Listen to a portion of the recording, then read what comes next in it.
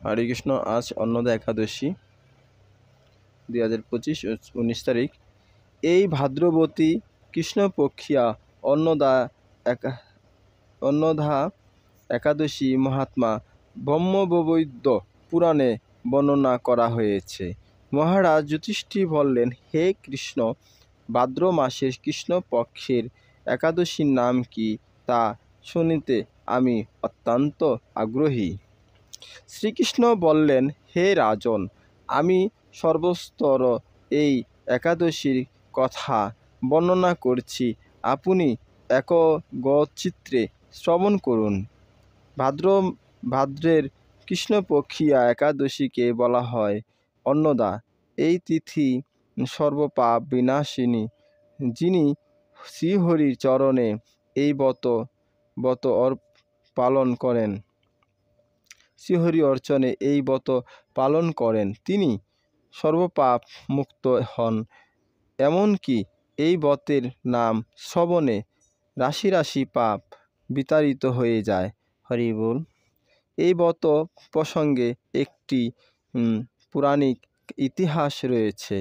প্রাচীনকালে হরিচন্দ্র নামে এক নিষ্ঠাপরায়ণ সত্যবাদী চক্রবর্তী রাজা ছিলেন।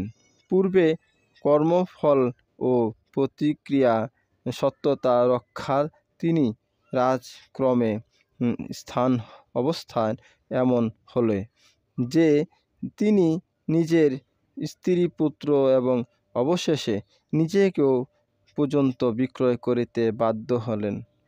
হে রাজন, এই পুণ্যবান রাজা চক্রলের দ্বাদশ স্ত্রীকার করে সত্য রক্ষার্থে দৃঢ় নিষ্ঠা প্রদর্শন করেছিলেন।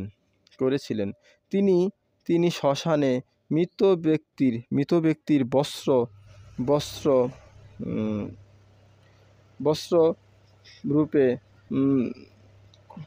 রূপে গ্রহণ করিতেন। এভাবে তার বহু বছর কেটে গেল। দুঃখ সাগরে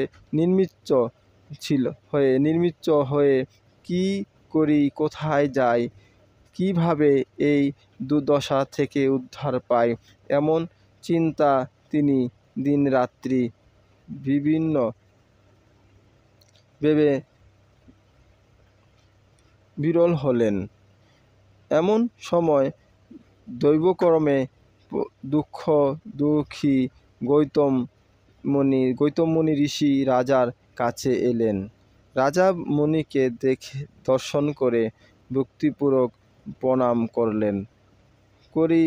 করজোড় তার সামনে দাঁড়িয়ে একে একে নিজের সমস্ত কথা জানালেন।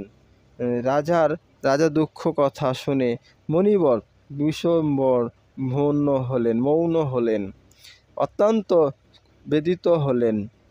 তিনি বললেন, হে রাজন, ভাদ্র মাসের কৃষ্ণপক্ষের একাদশীর নাম অন্নদা নামে জগতে প্রসিদ্ধ। আপনি এই ব্রত পালন করুন। এই ব্রত প্রভাবে আপনার সমস্ত পাপের বিনাশ হবে। আপনার ভাগ্যবশ আগামী 7 দিনে পরেই এই তিথির আবির্ভাব হবে। এই তিথি উপবাস থেকে রাত্রি জাগরণ করিবেন।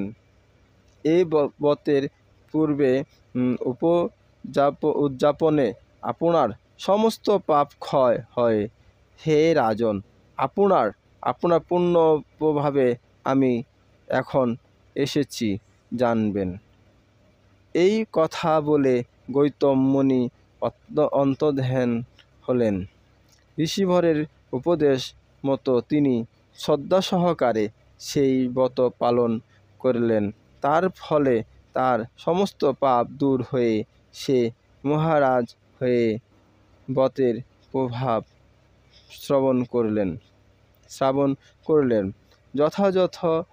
যথাবিধি এই ব্রত পালনে বহু বছর দুঃখ ভোগের অবস্থান হলো।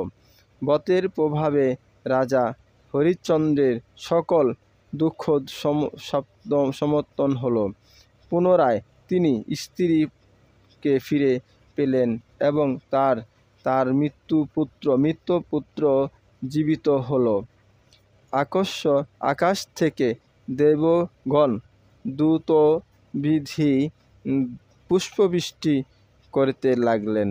নিষ্কষ্ট রাজা দুঃখ সুখ ভোগ অবসানের আত্মা স্থাপন ও নগরবাসী সহ স্বর্গে গমন করলেন। যেই মানুষ নিষ্ঠা সহকারে এই ব্রত পালন করিলেন, তিনি শ্রীহরিচরণে ভক্তি লাভ করেন, অবশেষে দিব্যধাম গমন করিলেন। এই ব্রতের মাহাত্ম্য পাঠ ও শ্রবণ অশ্বমেধ যজ্ঞের ফল লাভ হয়। হরে কৃষ্ণ।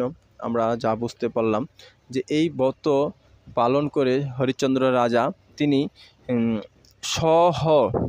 তার নগরে যত ভক্তবৃন্দ রয়েছে সকলকে নিয়ে তিনি স্বর্গ গমন করেছিলেন। তার রাজার যত প্রজা ছিল সকলকে নিয়ে। রাধে রাধে।